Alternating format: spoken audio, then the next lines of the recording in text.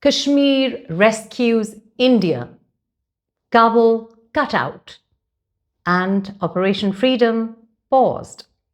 Those are the three stories we'll focus on tonight. Now, would it surprise you if I said that Pakistani side of Kashmir came to India's rescue?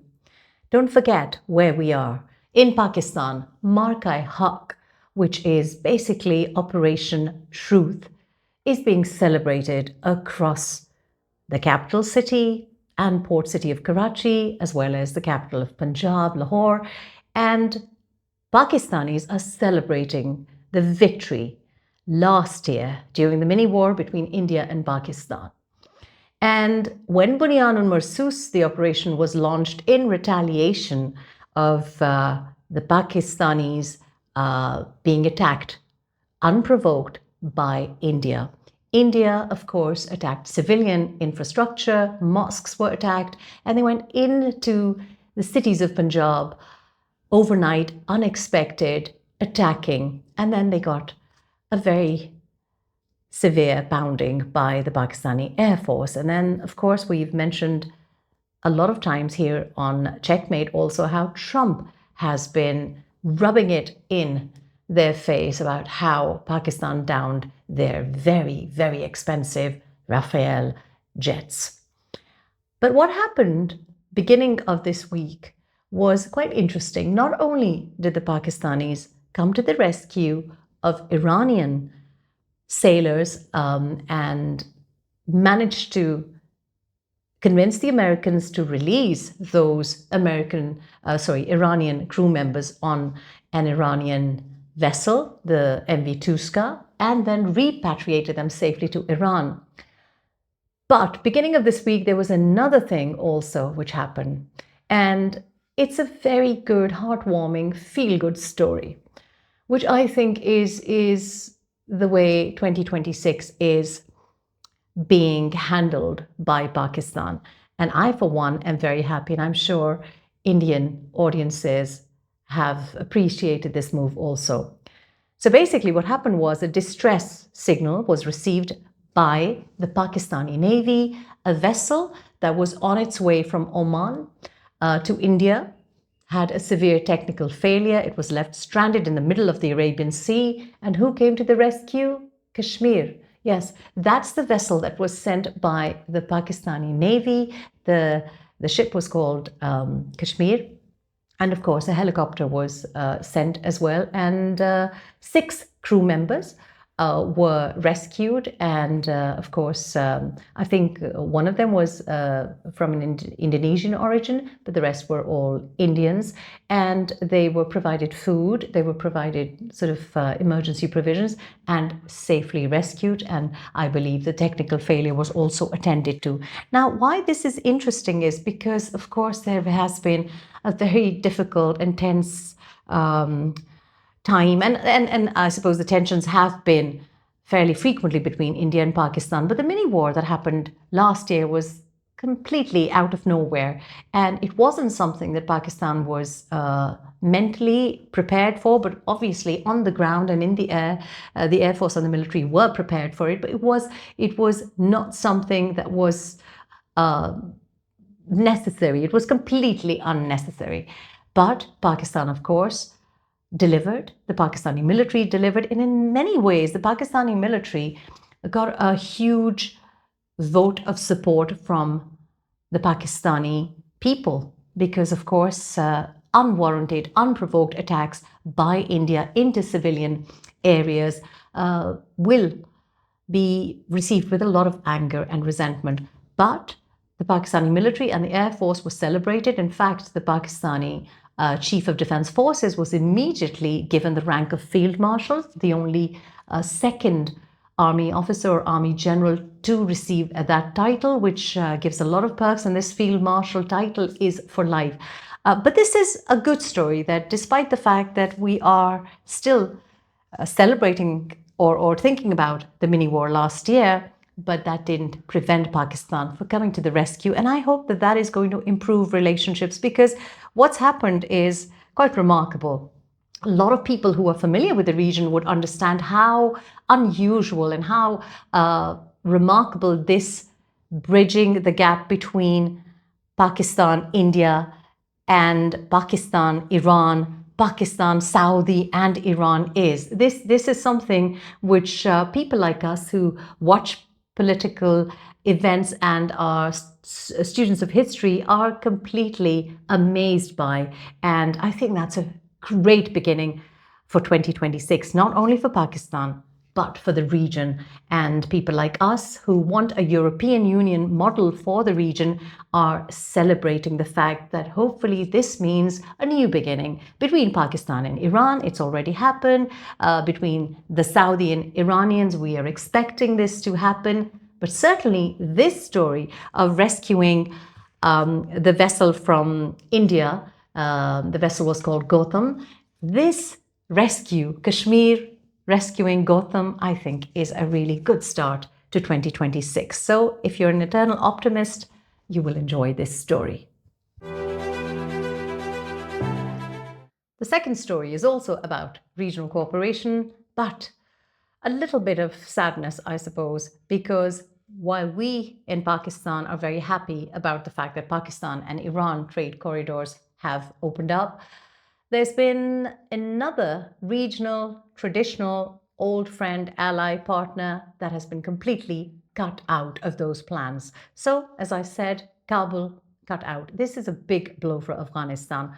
Remember, we told you about the 6 land corridors between Iran and Pakistan that are now open and operational.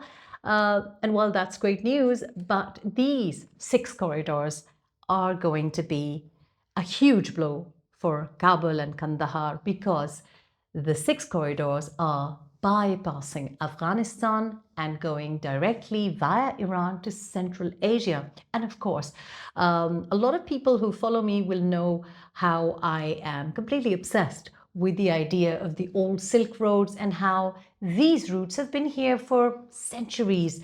And we are actually returning to them. So the 6 new corridors that were notified in April connect Pakistani ports, as I've already told you, of Karachi and Gwadar to Iran. And these are leading not only to Iran, but from Iran to Central Asia. That means that Afghanistan will be left completely out of any trade that happens, any cooperation that happens, any exchange that happens. And that is not ideal for Afghanistan. Afghanistan, of course, under the Afghan Taliban has been struggling with severe, obviously, food shortages. It's also been struggling because of the recent animosity, certainly since last October when the 2 main crossings between Afghanistan and Pakistan were closed off in October last year. The crossings in Khyber Pakhtunkhwa, which is mainly Torkham border, that was closed off because obviously there was crossfire. And there was also reports of the Afghan side trying to meddle with the fencing there. On the Balochistan side in Pakistan, the Spin Boldak border also has been closed off. Now, of course, this is something which Pakistan had to do because of infiltration from Afghanistan and security risks. And we've had the worst year in terms of terrorism was last year, 2025, here in Pakistan because of cross-border infiltration and terrorist attacks. But there have been also those people who live near the border, particularly those who live on the Afghan side, who have been mainly affected because when borders are closed off, trade gets disrupted. And that trade between Afghanistan and Pakistan is something that has been happening for years. And there were really quite disturbing, heart-rending images of these border crossings when they were closed off because these are poor people, ordinary folk that get affected. So you might have seen truckloads of tomatoes and perishable items and certainly soft fruit that went to waste because of the border closing. And on the other side, of course, there has been repatriation of Afghan refugees. These are, of course, around 3 million Afghan refugees that were given a place to escape the Afghan war during the 80s. And 3 million of them were in Pakistan. That's a huge number of refugees who were embraced in Pakistan. They made their lives here. Some of them actually have spent their entire lives here. And we do have 2 million or a little bit more than 2 million Afghan refugees who have been safely now repatriated to Afghanistan. I know a lot of Afghan refugees did not really want to go back to Afghanistan, but these are those that did not have a legal stay or a legal visa to stay in Pakistan. Coming back to the story about the trade corridors. Now, we talked about the 6 corridors and where they were, but where are they leading? So Pakistan, after securing the borders with Afghanistan, has opened up these borders with Iran. There has been informal, obviously, trade in terms of I suppose, smuggling as well, and barter trade. That is part of the informal economy between Balochistan and Iran. But now the government of Pakistan has sort of formalized it. The reason it could not be formalized was obviously the sanctions in Iran and also a weak or non-existent banking system. The provision of letters of credit is a huge issue, but for the time being, Pakistan has relaxed those controls. So letter of credits have been relaxed for anything coming in from Iran and going via Iran elsewhere, but also barter system has been or will be more regulated. Certainly until the month of June, pharmaceuticals, emergency provisions like tents, that also will be easier to transport to Iran. There have been relaxations by the Pakistani government on those a few items as well, and that might be temporary, but a lot of people are hoping that this could be a permanent thing.